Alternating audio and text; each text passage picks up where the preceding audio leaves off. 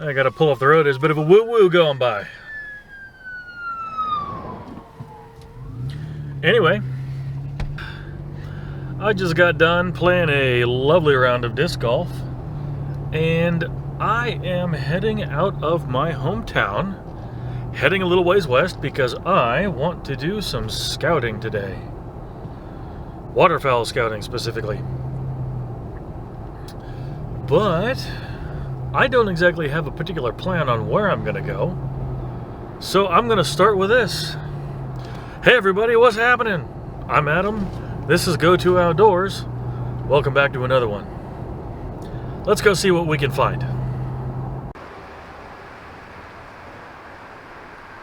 So there you have it. Honkers on the river.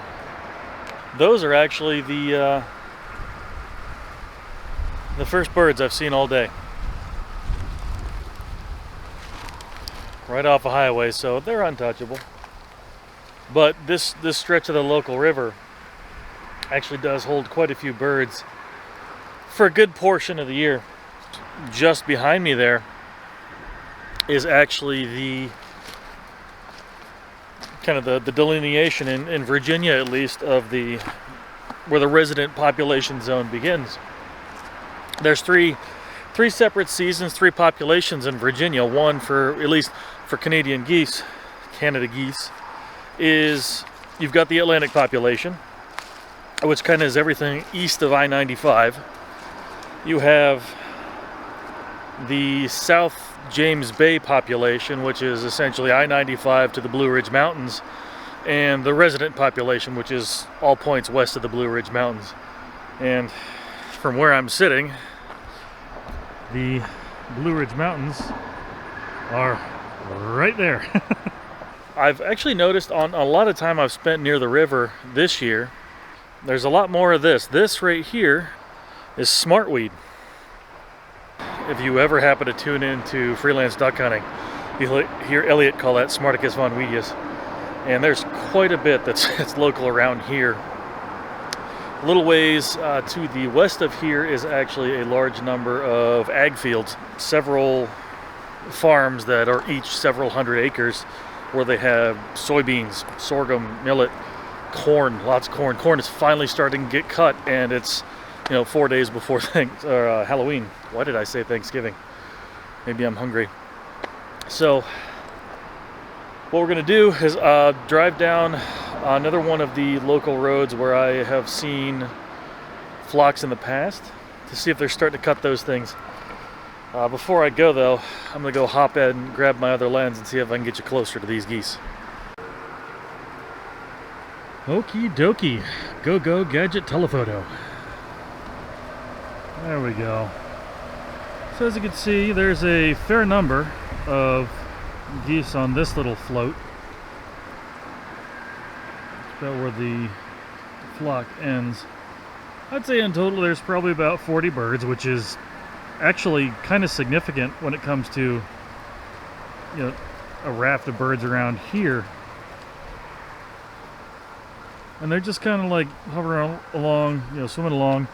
The water in this particular section, I'll turn you around and zoom you out. So the water in this particular section, yes, I am still using ye olde telephoto, so you're gonna have to get a close-up view of me right now. I'm sorry. Gotta go switch lenses back again. But in this section, the vast majority of the water does not get more than about 4 feet deep. And not just 4 feet deep there, but even in the deepest section in a 25-mile stretch that I've done here, it's rare to get deeper than 10. So if you're actually able to find a place to do any serious floating, if you have the capability to put in one place and take out at another, if you don't have a boat with power on it, you know what, I'm just going to switch you back. Hang on. So like I was saying, if you happen to have a boat that does not have power, there are a lot of places, if you look on, even Google Maps. I use OnX Hunt, and one thing that OnX Hunt shows you is where all of the local boat ramps are, public boat ramps. at least in this area, those are key for a lot of hunters because both sides of the river, for as far as I can go around here, are privately owned. That didn't used to be the case about 10, 15 years ago, but things change, times change, and people snatched up what they could. So if you can find a place to drop in and float, let's hop in the truck and get started again.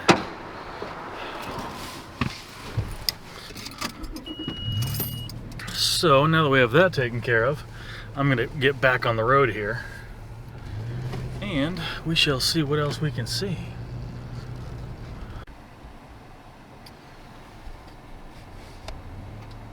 Yep, they are just actively feeding over there. That one's kicking up a whole bunch of water. I'm trying to dip down because right now what we have left around here is mostly, to be honest, just summertime grass that's dying off. That's what a lot of these resident geese are eating. That's what they feed up on until the majority of these cornfields and the ag fields around here actually get cut. So we're going to drive down a couple roads here. There's a road right here that goes right along the river, and yeah, I'm going to drive along here. I haven't driven down this section for a while, so I'm going to see if there's any more geese that are in the area, and if I see any, I'll bring you back.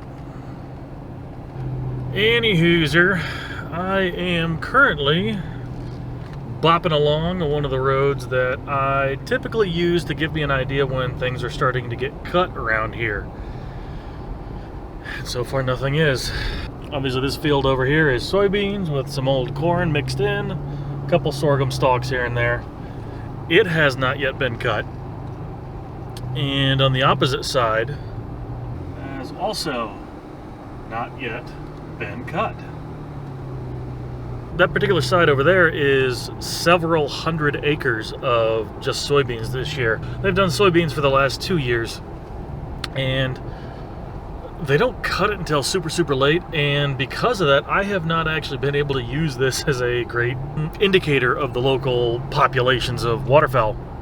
Used to, back when the last 2 times I saw it when it was corn, which is now was probably about 6 years ago at this point, 5 years ago at this point, I saw flocks of literal thousands of birds on those fields. But it's been a few years.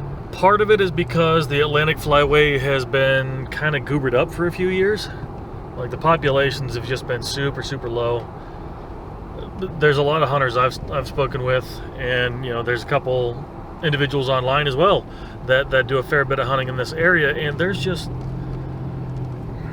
the average numbers of birds per hunter per year, let alone number per hunt, are just really low. And that's also been reflected the last 2 years with the Department of Fish and Wildlife and the Atlantic Flyway, whatever agency or commission's in charge of setting the seasons and bag limits.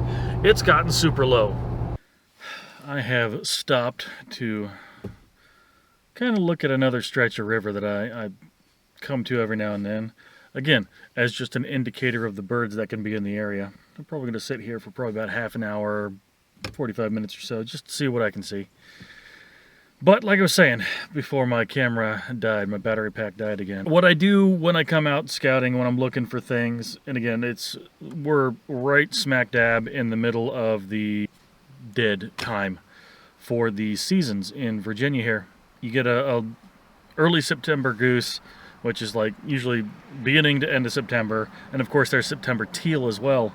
I've never actually dropped a teal that I can think of because here, you know, in Virginia, there's not really a lot of great places within a several hour drive where teal really are known to congregate. So I've done some goose hunting here.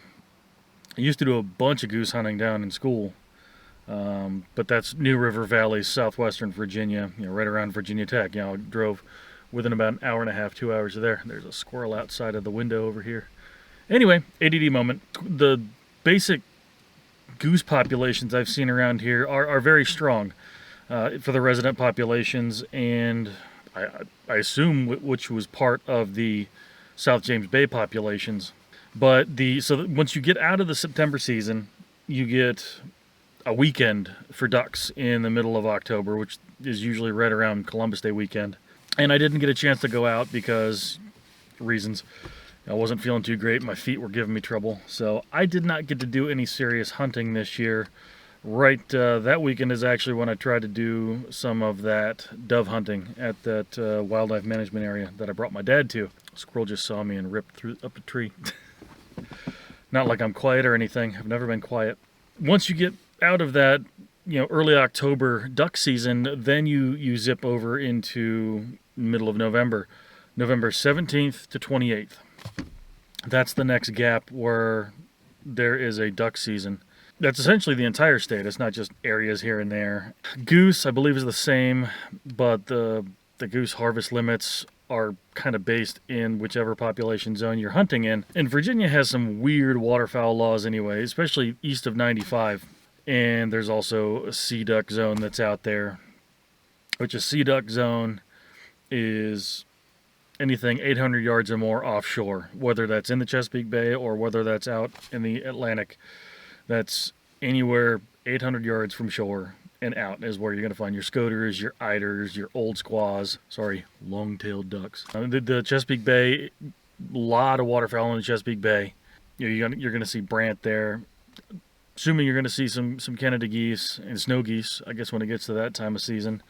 I can't tell you that I've ever seen a snow goose out there, but then again, I'm usually not around the coast in winter or early part of the year when there's the conservation season that opens up. So the east of I-95, Virginia has blind laws, or waterfowl blind laws, which are interesting.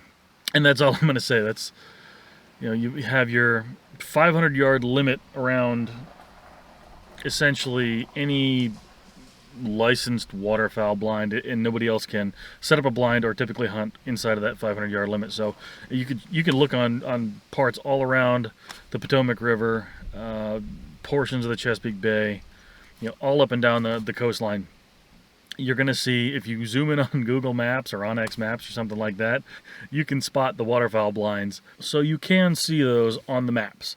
And there are whatever myriad reasons you can think of why the waterfowl blind laws exist. Part of it, I'm sure is a lot like the shenanigans with Maryland. Maryland essentially has all the rights to the Potomac River, which of course borders Virginia, West Virginia, Maryland. And you have to be hunting with a resident of the state of Maryland in order to hunt in Maryland or hunt on any section of the Potomac River right there. Okay, fine. That's very likely a nod to guides, and they got to make a living. I have no problem with that. It just makes it very frustrating as just a public land hunter, somebody who I can drive 15 minutes and be in Maryland, and I cross the river, the ag fields, corn, hundreds, thousands, tens of thousands of acres of ag fields that I see are loaded with geese and mallards and whatever other ducks happen to be using those as a food source. Several years now, I've gone across the river, and it just boggles the mind how many birds I see.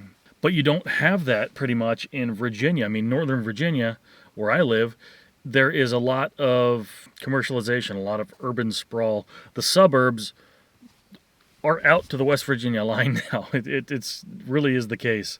And I'm not going to get into politics, but there are a lot of anti-hunters in Virginia. There just are. Some of those folks, circling back to the blind laws, there are folks that will actually go out, and there are organizations that will go out and purchase licenses for these waterfowl blind sites, and they will go out and they will stake their claim and they will put a post out just to deny hunters the ability to hunt in these locations. To each their own. I think that's kind of crappy, because I know there's a lot of places that are prime waterfowl that you just can't touch, and it is what it is. So you have to look for other options. So I kind of need to find somebody in Maryland, a Maryland resident that is cool with duck hunting, so I can go hunting with them. Hang on a second. I don't know if you can hear that, but he has just been cutting on that little nut here, watching me for a few minutes.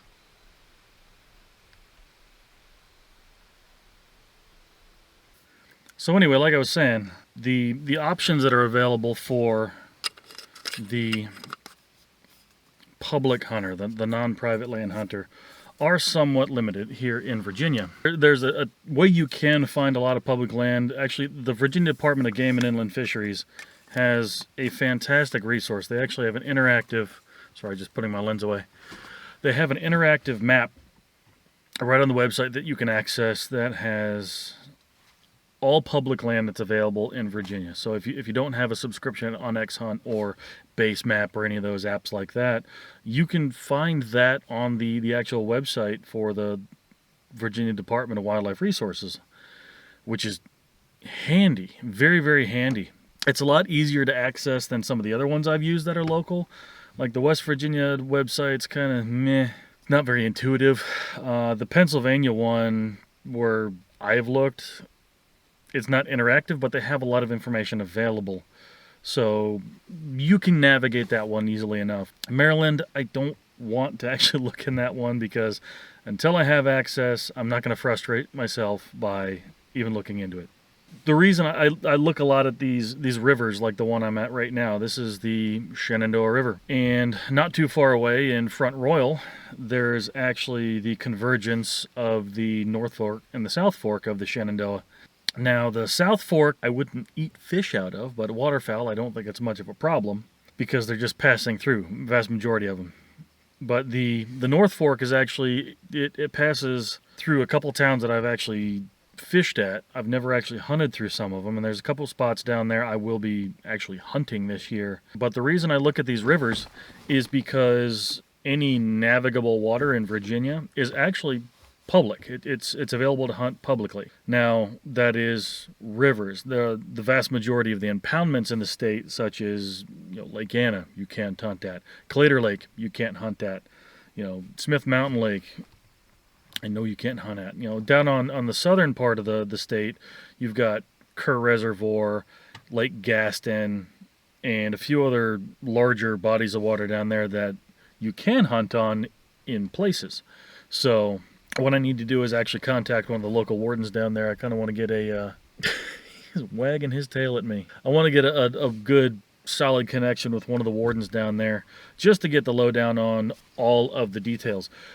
And I recommend actually trying that because you really, really want to be able to get the information directly from the person who could potentially give you a ticket, which is kind of a blunt way of saying it, but yeah. Make sure you speak with a warden in your area because the regulations are different for every area. And there's even public areas in Virginia that have their own special regulations. There are some that actually have quota hunts, and there's a lot of quota hunts in Virginia. Majority of them are just for the opening segments of each part of the seasons.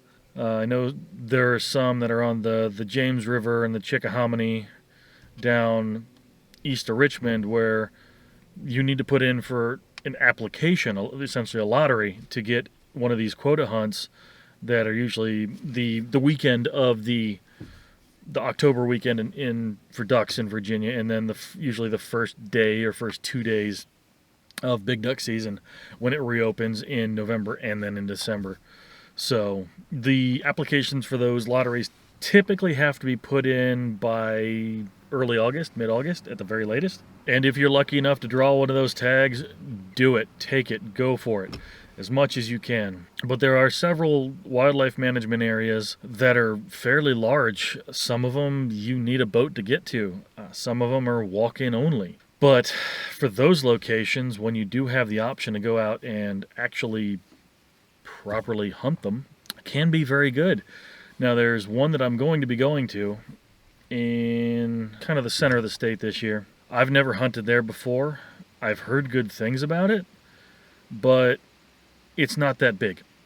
And I have a feeling that when I get there, if I don't get there like 2 days beforehand and camp, which if I can camp, I'm going to camp. I want to get this spot. It's a walk-in only, but it's going to be packed. And I hate setting up near other hunters, but again, the public opportunities that are available are limited, and I don't have a lot of experience hunting these public lands in Virginia, but that's why I want to learn. Which kind of brings me to something I've been wanting to mention for a little while. I am going to be taking a trip. I am going to be essentially full send into the blind in public areas I've never hunted before in Virginia, because I want to expand my knowledge base. I want to be able to take these opportunities and see just what's possible if you only have a day, maybe a week tops, to go out and hunt all these places that you want to hunt in Virginia. Eventually that's going to expand into other states, because, there are other states where you can hunt. Update. Haven't seen any birds flying. Granted, it's 1 p.m. Apart from those geese I saw back there on the river, there's not a lot of movement. Great wind today. It's heading essentially from the northeast, at least in this section of river. Prime. If I was to come out here today, if I was going to drop the canoe in the water, throw a blind onto it and set up, it would be perfect. It would be absolutely perfect for me, because where the wind's coming from, the birds would be coming in from my left, which is great. Swing up. And the wind's actually kind of stiff. It's been kind of gusty. Give me a better target, because I'm probably rusty with my shooting. I've been shooting at squirrels. Squirrels don't move at 45 miles an hour. And if you find a squirrel that's moving at 45 miles an hour, get a record of that bad boy, because that ain't right. But anyway, this trip I'm planning on, I'm going to hit three separate locations, 2 of which require my canoe. The boat I have, isn't 100% trustworthy right now, and B, not the right kind of boat. Darla has been a great boat, but I'm going to be probably giving that away or selling it or something, because I need something that works better for this area. Flat bottom, jet boat, or surface drive. Probably leaning surface drive. I'm not a bass fisherman. I will fish for bass, but I'm not a bass fisherman. I'm not a tournament fisherman. I don't really care how fast a boat is, as long as it's reliable and it can carry a bunch of crap. So, that said, a boat's not happening anytime soon, so I'm going to make do with what I can with my canoe. If I can get a kayak, that would be even better, because they're easier to load up on top of the FJ, and they're easier to work with. You can't carry quite as much stuff in a canoe or a kayak as you can in a canoe, but that's a bridge I'm going to have to cross when I get to it, when it comes to narrowing down the gear I carry into these places. I've sat here long enough. Let's get driving again. Yeah, this local river is super shallow.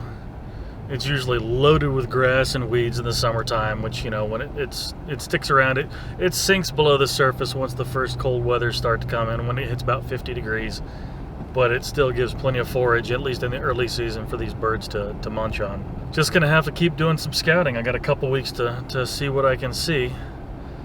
Probably gonna hit a couple other spots, if not today, then later in the week. And I will see what I can see. This intersection, I don't like climbing this hill. Anyway, almost had to drop 2 tires off the road to get past the people that were there. Just single lane roads are great for getting back to places that not a lot of people get to, but when there's somebody else on the road, it doesn't make it fun.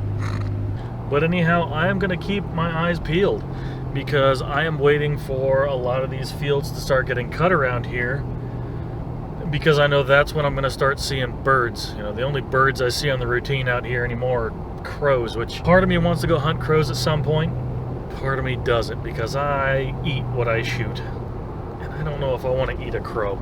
Could be wrong. Could be just me. I could be totally missing out on a gem. I don't think I'm missing out on a gem, though. The term eating crow would not be used in a disparaging manner if it was as tasty as doves or pigeons or squirrels. So, I don't know. But I'm going to keep scouting, and if I see anything else, I'll bring you back. Well, long story short, I did not find anything else that was promising, like, at all. So, heading home now. I'm gonna do a little bit of a wrap-up as soon as I get back to the house. So, yeah, do the outro once I get there. Okay, so obviously I am back in the studio, but that's all I got for you today. It's been a great day. Got a good round of disc golf in, got some time out. All in all, great success. Kind of a hodgepodge, but still a great success. So while I was able to find a couple places that actually had birds, I think I saw a small flock of buffleheads that was actually down on the river. I couldn't stop to film those. Of course, we saw the Canada geese that were down there on the river as well. And there were a couple farm ponds that I passed by that also had their own fair share of local big fat resident geese on there as well. Problem is, those farm ponds were also in a place where I couldn't stop and give you an example of where to, what I look for when I'm driving along. And second off, I know there's never a chance I'll be able to hunt those birds, because part of that is they're inside of a city limit.